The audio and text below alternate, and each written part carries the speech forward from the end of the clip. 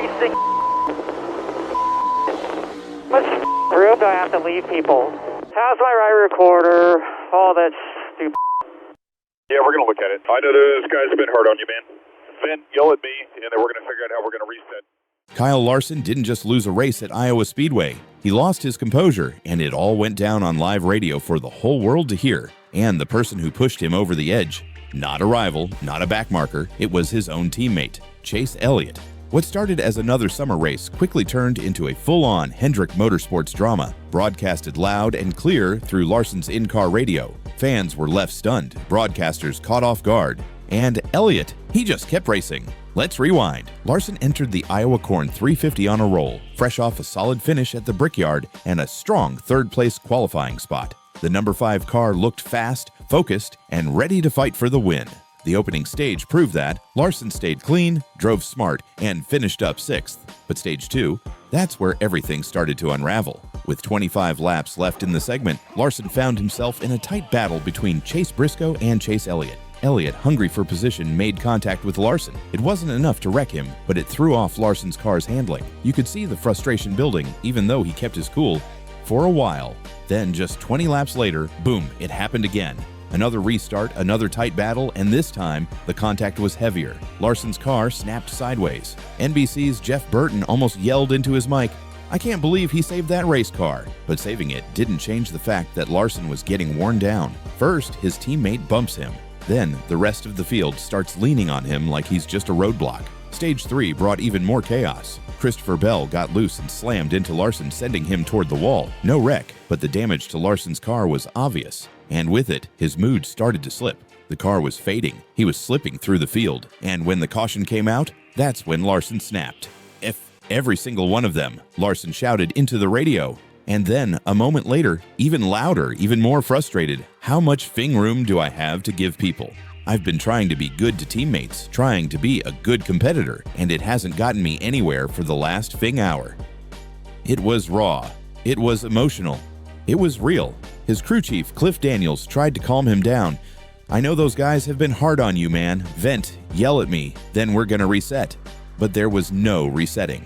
Not this time. Larson was done being polite, done being patient, and, most of all, done pretending like Chase Elliott hadn't just helped ruin his race. The final result? Ugly. Larson limped across the finish line in 28th, his worst finish in months. Elliott didn't exactly have a perfect race, but he finished 14th, 14 spots ahead of Larson. Meanwhile, their teammate, William Byron, cruised to the win. While Larson and Elliott were playing bumper cars, Byron was just driving away with the trophy. Fans on social media didn't hold back. Some blamed Larson for being too aggressive. Others pointed fingers at Elliott for racing his teammate too hard, but nearly everyone agreed. This wasn't just a racing incident. This was something deeper. He's getting raced the way he's raced others for years. One fan tweeted. Another chimed in. Good teammate isn't in Kyle Larson's vocabulary. The memes were quick, the jokes even quicker. But under all that noise, there was one undeniable truth. Larson and Elliott are no longer just teammates. They're rivals. And with the playoffs looming, this drama is far from over.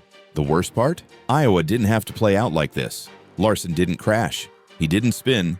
He didn't blow an engine, but he still watched his race slip away, one agonizing lap at a time. Why? Because he couldn't escape the chaos. And much of that chaos had Elliott's fingerprints all over it. From the start of the Iowa race, Larson and Elliott were stuck to each other like magnets. Every restart, every corner, they ended up side by side. Two bulls in the same pen, neither one willing to give an inch. The trouble really escalated on one of those restarts. The pack went 3 wide into a turn. Larson was on the outside, Elliott in the middle, and another car dove low. Larson drifted down into Elliott's lane. Whether it was an accident or not, contact was made. Larson's car got loose, so did Elliott's. Both drivers nearly spun, but somehow held on. Larson didn't wreck, but from that point on, his mood was completely wrecked. And it didn't stop there. A few laps later, Larson was hammered again. This time, it was from another driver. He was running 5th, solid position, then bam, a hard bump shoved him out of the racing groove and onto the slick part of the track. He dropped like a rock, going from 5th to 12th in an instant. A caution came out, giving him a moment to recover. Instead, it became a full-blown meltdown. "How much effing room do I have to leave, people?" Larson snapped over the radio. I've been trying to be a good teammate, a good competitor, and it hasn't gotten me anywhere for the last hour." That wasn't just frustration, it was a message. And though Larson didn't name names, everyone knew who he meant. Cliff Daniels, Larson's crew chief, tried to calm him down. Vent, reset, we'll get it back. But by then, it was already too late. The damage wasn't just to the car, it was to the team. And that's the real danger here. Larson and Elliott aren't rookies. They're Cup champions, playoff contenders, two drivers who can't afford to take each other out. Not now, not with the championship so close. But that's exactly what happened. One race, one track, one boiling point.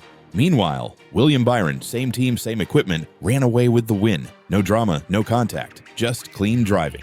While Larson and Elliott fought for every inch of track, Byron built a 45-point lead in the standings. That's the real issue here. Not just the contact, but the divide that's growing between Larson and Elliott. Larson entered Iowa trailing Elliott by 15 points. Now, he's 45 points behind Byron. That's not just a bad day. That's a huge blow to Larson's playoff hopes, where every point matters. But this isn't just about the standings. It's about trust. Larson's radio outburst wasn't about getting bumped. It was about being tired. Tired of giving space. Tired of being the good teammate while getting nothing in return. The message was clear. Larson is done playing nice. Elliott, for his part, didn't fire back. He kept his radio quiet. He didn't retaliate on track. He didn't get involved in the drama. He just raced his race, finished 14th, and kept his head down. But silence doesn't mean peace. Everyone saw what happened, and everyone knows this isn't over. Next up, Watkins Glen, a tight, twisty road course where space is even harder to find.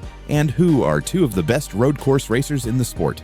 Larson and Elliott. So buckle up. We might be heading for round 2. And this time, it might not just be words over the radio. It could be fenders, tempers, and maybe even the championship. So what do you think? Can Larson and Elliott fix this before it blows up the entire season? Or are we about to witness one of the most dramatic teammate feuds in NASCAR history? Because this isn't just a racing story. This is a civil war, and it's only getting started.